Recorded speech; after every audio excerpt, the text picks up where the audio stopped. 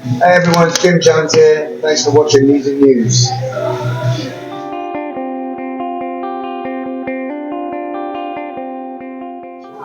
Jim Jones, great to see you. How are you doing today? Yeah, good. Thanks for coming, Marco. Okay, absolute pleasure. Here at the Lexington, sold out show. Looking forward to it? Yeah, it's the second night we've had two. We were here last night, like two sold out nights here. It's great because this is a pretty new project, and this is the first time we've done an actual run of dates, like a proper tour, and it's been amazing.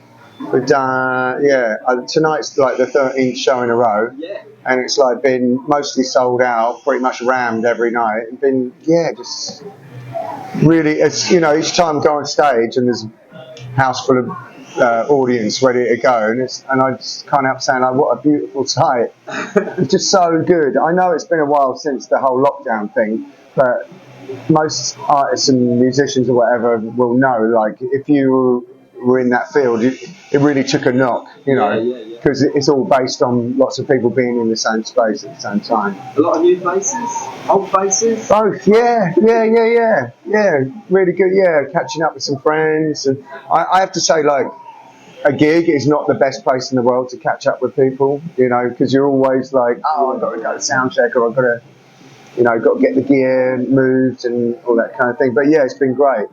Yeah, and a new single, Give Me the Grease, another Barnstormer. Thank you. Well, it was all part of the album that we recorded. If I go back to the beginning, there's a lot of similarities with the All Star project than there was with the Jim Jones Review. If you're familiar with Jim Jones Review, it basically both started as a kind of a one-off thing that I just intended to do, like a show, maybe a couple of shows, and just to sort of like see what it was like writing stuff in that kind of sound.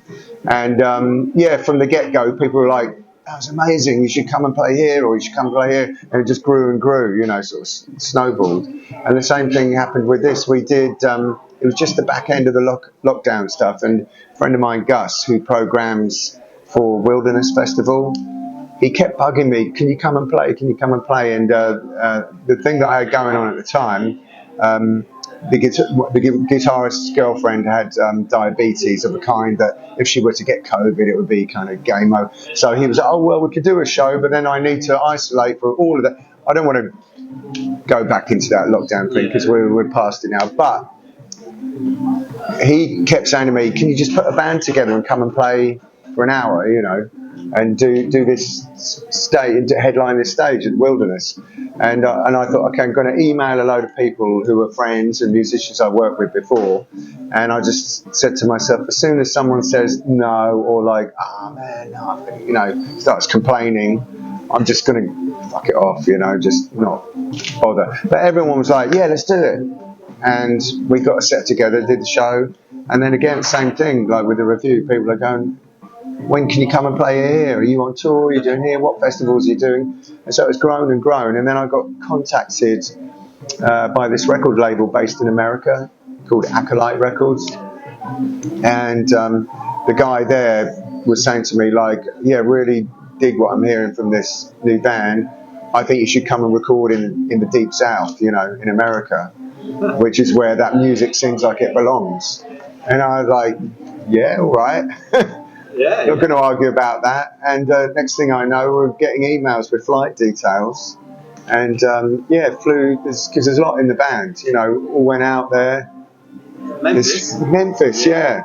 I mean, I looked at a load of other studios and we kind of settled on this place called Memphis Magnetic mainly because the engineer is a guy that works with people who I sort of feel are kind of doing music that captures the spirit of like great early rock and roll, but still sounds current, because sort of stands shoulder to shoulder with modern productions. And I was asking people like J.D. McPherson and Nick Waterhouse and the people like that, and they all saying, like, you need to speak to this guy, Scott McEwen. And he has his own studio, which is this huge place. He got the dimensions from RCA Studio 2 in Nashville, and he kind of basically rebuilt that thing. He's filled it with great vintage equipment, and he really knows his onions, And so he was the obvious choice. And yeah, we went there. We were there for a couple of weeks recording. All analog? All analog, mate. Yeah, just really sort of an amazing experience. So the sound, because your sound does sound. I mean, the guy was right. It is sort of American. You feel that there's a natural audience over there. Yeah, I mean, it all comes from like blues, soul, and rock and roll.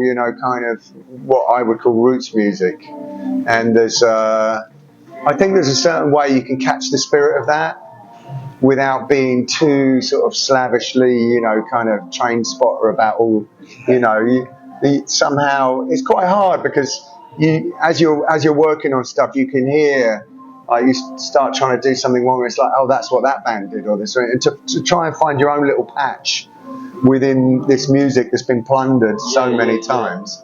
And plunder's not the right word, celebrated, I mean, it's like, that's the music we love. That's the music we all listen to. And it's obvious that that's the kind of music that we want to play, you know. But trying to make it your own is like a whole other thing. But yeah, anyway, sorry, I'm getting away from myself. Being there, being in Memphis and being by the Mississippi and everything, you can really feel they have this kind of heaviness in the weather, and I think you can hear it in the recordings, all the stuff that you like that's recorded in those areas. You can sort of hear this thickness in the sound. And I mean, we just all started saying to each other, it's like that greasiness, like I want to try and get that grease, make sure we get the grease on the record, and it just became a thing, like I kept saying, like, give me the grease on that, and so I wrote the song.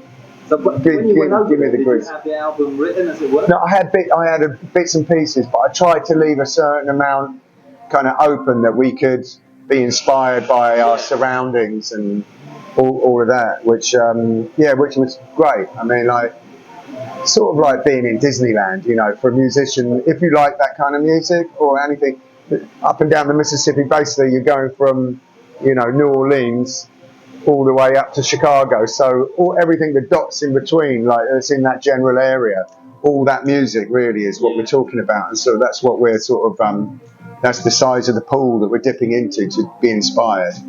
And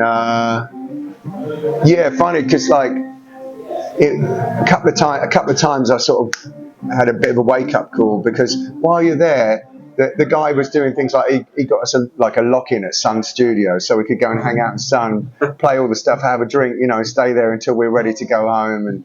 But being treated really well and meeting great people, and it can feel like you're in Disneyland. But then one night I was staying at the studio. I was like, I'm going to just sleep at the studio, so I'm here first thing. And as everyone was going home, there was a storm coming in. And I don't know if you've been to that area, but you can hear, like the freight, we were near a freight train thing, so you can hear that whoa, freight train going and thunder coming in across here from the sky. It's like really sort of a real romantic kind of, So I'm sitting there having a beer, and I said to the guy, I'm going to sit out back and have a beer for a minute, and then I'll go in later. And it's like, cool, all right, see you tomorrow. And then a couple of minutes later, my phone went, and I picked it up, and it's Scott from the studio, and he's like, Jim, do me a favour, go back in the studio and lock the door. And I was like, what's going on, man? He's like, can you just get yourself in the studio? And I could hear in his voice, urgency. So I went in and shut the door and said, is it locked? And I'm like, yeah, what's going on? And he said, well, I've just driven by in my car, and I've seen like a gang of teenage gangbangers with AR-15s carjacking someone in the street near the front of the studio. And he said, now there's a little path that runs to the back of where you're sitting, and if they sort of make a run for it and you're sitting there on your own with the door open to like the studio with all the you're an easy mark. These kids don't have any sort of qualms about the value of life. And I was like, all right, you said enough.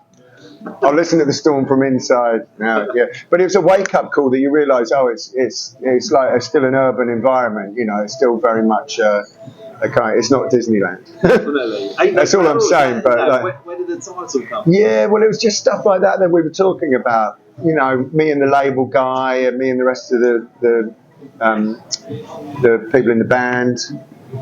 Just talking about that kind of thing. I was thinking it in a few different ways, it could be you know, like ain't no mountain high enough. There's nothing going to stop me from getting through. You know, like it's that kind of vibe thinking. But it just went well with one of the songs that I'd written, which was sort of was kind of aiming at a sort of chess records kind of up tempo kind of blues thing, and that seemed to fit. Yeah. Well, great. I mean, what can we expect sort of from the album? As a bit of a variety, you know, up tempo, some mellow stuff, and a lot of grease. It's greasy as hell. Yeah, I mean, you can hear the room and you can hear the sound of the place. Yeah, I'm excited for everyone to hear it. Everyone keeps asking, when's it coming out? When's it coming out? And this tour has been so great that everyone in the band can't wait to do sort of like a really extensive thing, which I think we're aiming at. The album's due for September, so like from September through till, you know, probably end of November or something, will be England, Europe. I don't know if America's on the cards yet, because it's quite expensive getting out there and touring. But like, yeah, we just want to play and play and play. And the band's getting stronger all the time. Like I said, it was like something that's been thrown together. So it's not like when you're young and you're in a band, usually you know everyone you're in the band with, you know, and you played with them from the word go. But in situations like this, and similar with the review, like a lot of us have never played together before. Although I've known most of the people, I have to say, but yeah, it's great, man. It's it just feels like the planets just keep aligning around it, because it's not hard, you know. I've worked on projects till you feel like you're trying to push a rock up a mountain, and thankless task. But with this, I said, you know, the band came together really easy. When we play, it's fun. There's a real joy to what we're doing. I mean, I've seen you many times across. Are you at the show tonight? Yeah. Are you at the show tonight? Tonight? Yeah, you'll see. Yeah, so I can't wait. But I mean, and every time, no matter when it's been, you sort of give it everything, and everyone does on stage. It's like electric. Is that, you know, sort of non-negotiable? You know, is that the best time for you up on the stage, or, you know? Oh yeah, it is really. Yeah, it's real parallel with church, you know, like sort of gospel church thing. You're getting that thing where you're just raising the energy to get everyone to the mountaintop, you know, and you just keep pushing until you feel like you're getting there. And when you hit it, everyone can feel it. In the room, everyone sort of comes 6 inches off the ground, you know, like you're walking on air. I remember seeing you once at, I mean, there's loads of them, but this one sticks out. It's Emo, South by Southwest 2011. And that, were you there? Yeah. That was an amazing thing. Yeah. Do you remember it? Well, yeah. I mean, like, been to Texas a few times, but yeah, that particular tour was fantastic. Yeah. I mean, that one, yeah. Firing on all cylinders. Yeah. I think that's what comes though with, like, the more you tour, the more, you know, like the whole thing starts to grow hair. You know, it starts to kind of you know.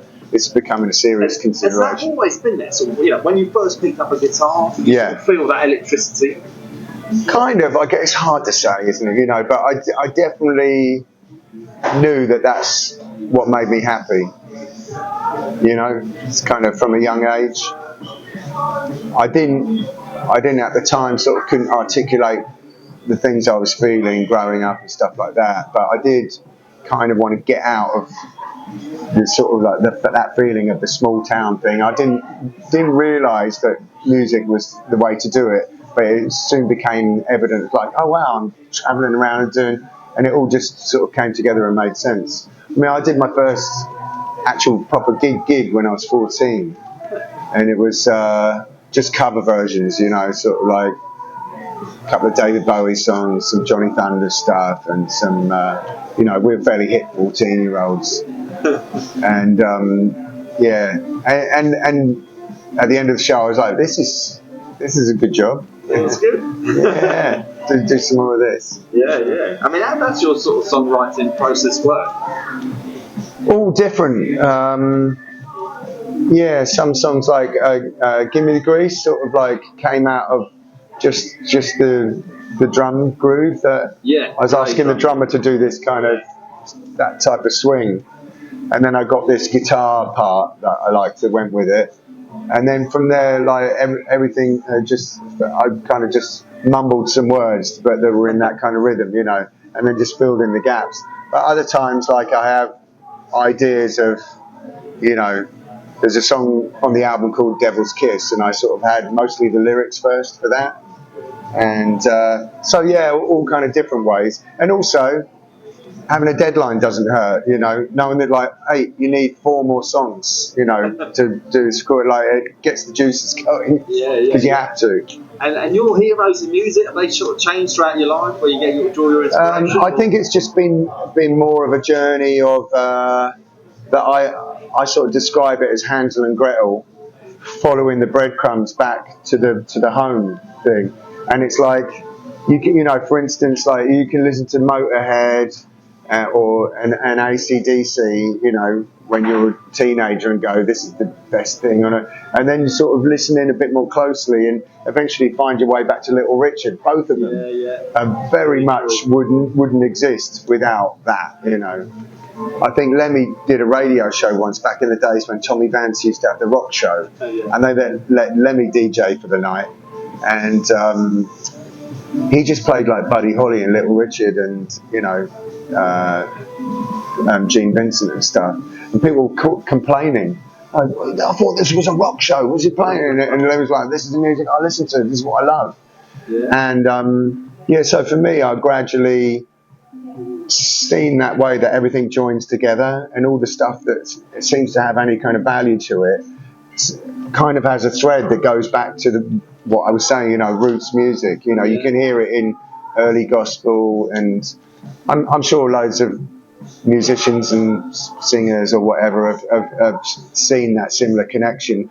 Early on, people like Harry Smith and Alan Lomax collected together like folk recordings, They would go around Appalachian Hills and places like that, and you had all these immigrants that had come from Ireland and Scotland and stuff like that, and dirt poor, as well as the sort of like the sharecropper, sort of African communities and stuff. But they all had their little folk music that they played, and this is in the days before they were being recorded. There weren't records. It wasn't like they had record deals going around, but people like Harry Smith and Alan Lomax went round and sort of would get someone sitting on their porch who probably hasn't eaten for 3 days and go, play the song, yours, and they go on, Dad, play that one that and each person would have a song that they maybe remembered from the homeland or that they picked up, and just hearing that stuff, and so the roots go all that, and probably deeper still past the turn of the century and into the next one.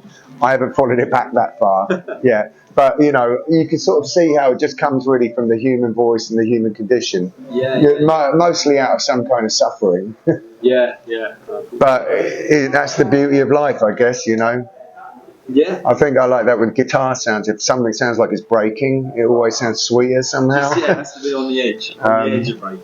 But there's a celebration to be had in sort of like, liberating yourself from that. I think that's the sweetness of the sound. Is the phoenix rising.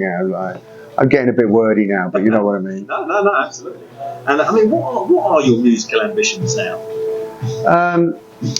I've always just sort of been like, keep rolling. I've never really set up like, okay, right, but at this point I want to be here. I need this. I just play because I love playing, and whenever I'm thinking about the future, it's just like, what do I need to do to keep playing? That's it. No more, no less. Long way it lasts. Thank you very much. Thanks, Marco. Thanks a lot for your time, taking up a lot of it. For somebody that hasn't got into your music, what 3 songs would you say from across your career? Check these out. They sort of sum me up. All right. Maybe Shakedown from the Hypnotics. I'm trying to think of something. I had a project called Black Moses, and there was this. I can't even remember the titles now. I can't remember the name of that song. Something from Black Moses, maybe Hot Grundies. There's one, and from Jim Jones Review, Rock and Roll Psychosis. They're all fairly up-tempo ones. The label guy keeps telling me, it's like, oh, your ballads are killer, and they're always hidden away. You think, I don't know, I'm just trying to make music that sort of has some emotional currency, you know, that people can kind of feel something of it. Again, that thing where you're raising it up and trying to get to an altered state through music. Is that shamanistic, sort of a shamanistic kind of tradition? Yeah, just using music to kind of like move. And anyone who, you know, anyone watching this, you're probably a music fan already, so you know, even in your darkest times, you can put certain music on and it just takes you to a complete other place. Yeah. And so, I'd like to think that I can, at least to a small extent, do that for people, you know. Well, thanks a lot for your time, man. Anything else to say to Music News? Not really, man. Like, get down, get with it. You know, give me the grease. Excellent. Thank you very much indeed. Cheers, Marco. Nice one, man. Thanks. Excellent.